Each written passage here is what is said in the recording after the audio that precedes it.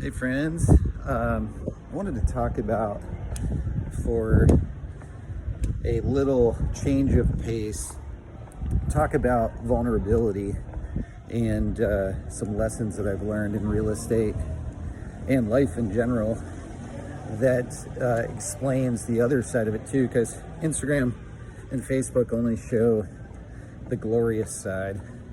And I'm here in Campeche, Mexico, walking around the streets just one last time before I take off to head up to Merida.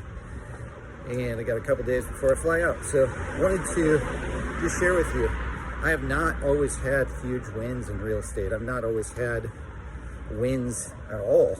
A couple of years ago, I did a loan for a buddy who I thought was a friend, and he took me for $50,000, and I learned a very hard lesson from that. And I'm not suggesting we don't loan money to friends or we don't do things, because I continue to loan money to friends to this day, but they're friends that I know very, very well and trust big time. And I just wanted to talk about like some of the mistakes I've made. So, if I had it to do over again, I would use some of my criteria that I use now that of course I've learned through experience, and not invest in really small towns. I invested in a very small town in Indiana with a fourplex, and did not make money on that one either. And outside of those experiences, by and large, I've had major wins, because real estate is about the long game. And commercial real estate, especially, if you buy with recession-proof businesses in place, and you analyze the population, and you analyze the median income, and you analyze the location of the building and path of progress, there's a lot of different details that go into it. You can put yourself in a position where 90+% of the time you're going to win instead of losing.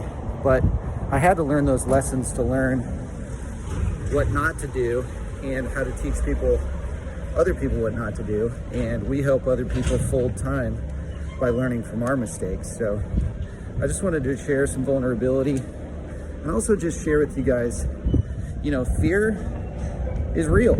I understand people are afraid to invest. I understand people are, especially right now, sorry about the background noise, but especially right now with inflation and everything else, people are really afraid to jump into investing in something new. And here's the thing, if you get started, you start building equity, you start building momentum, and we can help. Jess, my partner, and I can help you do just that. So fear is just something that we have to learn to mitigate in our heads and slowly overcome.